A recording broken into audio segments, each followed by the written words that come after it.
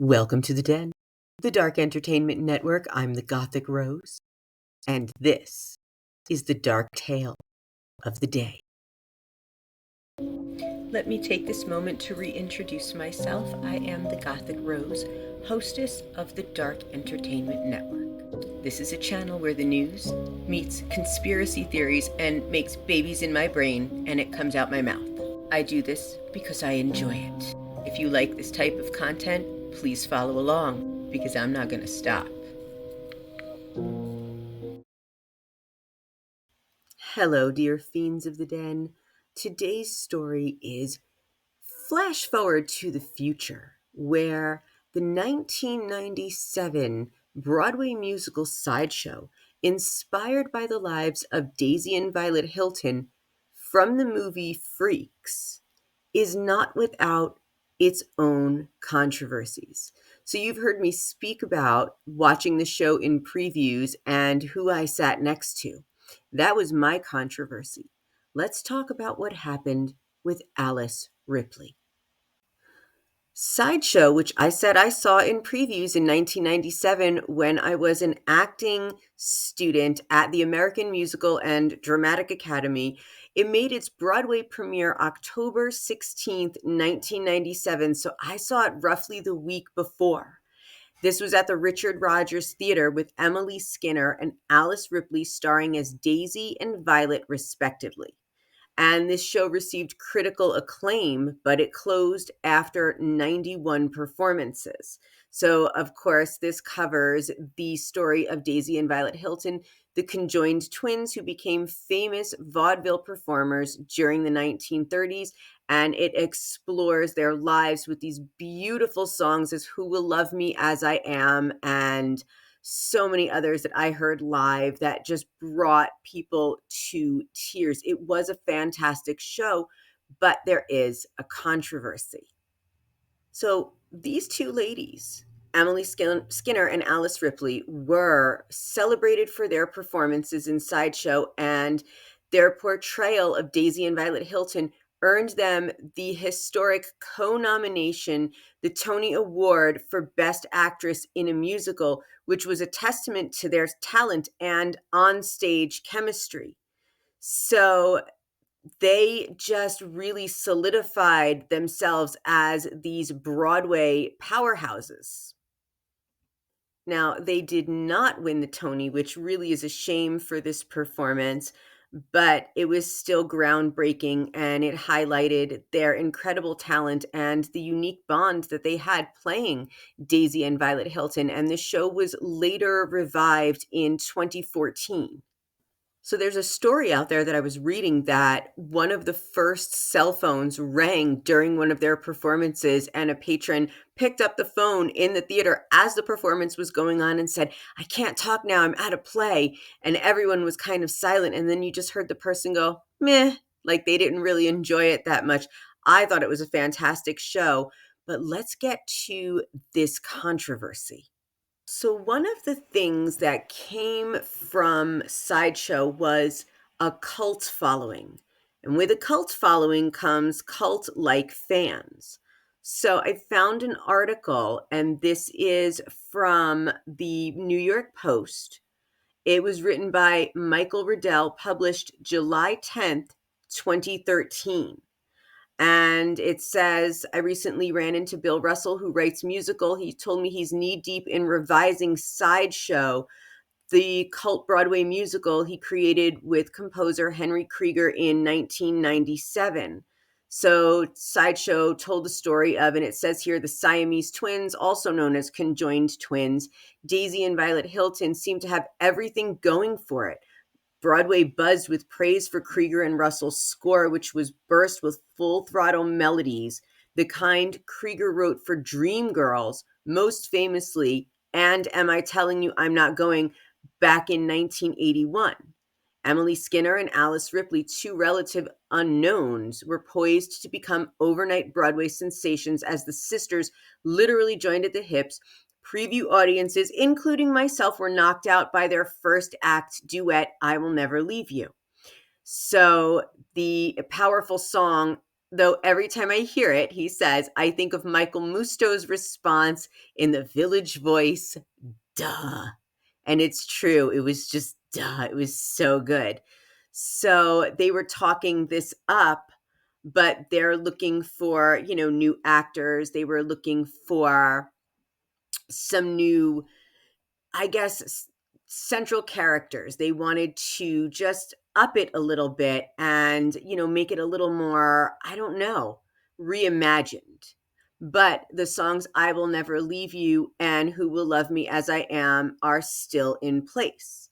Now, this person goes on to say he wasn't a fan of the original Sideshow. It was too creepy for his taste, but over the years, I've come to love the score a lot. Well, I always love the score. I love the creepy, and that's why I loved this show. But there are some very dark stories, and this is on page 6. Alice Ripley apologizes to fans, but denies vile accusations of grooming. And this was written by Jessica Bennett, published August 20th, 2021. So this is very recent. And it says Broadway star Alice Ripley is apologizing to young fans for their misinterpretations of interactions they had with her, but vehemently denies vile accusations of grooming. She goes on to say, quote, it is a misrepresentation of my actions to say I manipulated anyone, and more shockingly, that there was abuse, she wrote to page 6 in a statement. Yet here we are on this slippery slope because terms like grooming are being thrown around. To be accused of this is the most vile thing of which I am innocent, and it is crushing. Interesting. So let's see if we can find any information on this so-called grooming. So here on Reddit, this comes with a trigger warning for you and everyone else. It says, Alice Ripley, trigger warning grooming. If you are part of the Broadway theater community and were on TikTok or Twitter, you probably heard about the person, Brie Lynn, who came out with her allegations against Alice Ripley, a literal adult, claiming that she groomed her when she was a literal child. I just want to say that I stand with the victim and believe her 100%, but this recent news brings on a much bigger conversation and issues that's currently going on Broadway and across the entertainment industry. Broadway has an issue with protecting people who abuse and groom literal children or make the environment pretty unsafe for actors or any other people who work there, and it's pretty disgusting and disturbing how the people in power will literally not do anything about it. If you guys have any thoughts about this, please comment below. And it says adults should not have relationships with teenagers and fans and be involved in teenage drama. However, I watched all of Brie's TikToks and found that no context is offered regarding the claims, and the accusations are very vague. I saw someone else post, stop making excuses for Alice's crimes. At this point, what is being shared in any way is not criminal behavior. This person goes on to say, the definition of child grooming is befriending and establishing an emotional connection with the child and sometimes the family to lower the child's inhibitions with the objective of SA. There are no SA claims, and we don't know Alice's intent. I struggle with what to make of these statements. It sounds like Alice was 100% inappropriate, toxic, crossed boundaries, and was manipulative, etc., all bad things. However, I don't understand why people are taking to Twitter, calling her a pedophile without evidence or accusations from victims. Pedophile and sex crimes are obviously extremely serious. If that is what Alice is being accused of, please correct me, but words matter here. So people are saying that she did groom, she didn't groom. And another person named Angry Marshmallow Bee goes on to say what she did was grooming. It does not require an objective, only an inappropriate relationship with a child that sets said child up for future inappropriate relationships that has had a harmful effect on their worldview. What Alice did was grooming, whether or not she had harmful intentions, because her discussions with a child were sexual in nature And ultimately, the child who is learning how to communicate with others developed their sense of self, starting to learn about sexuality at that age, developed a different understanding of appropriate behaviors and communications with adults that have harmful effects on future relationships, knowing their all self-worth and identity all over the world. So this is very interesting because we need to find what these messages are. Hang on, let's find this out.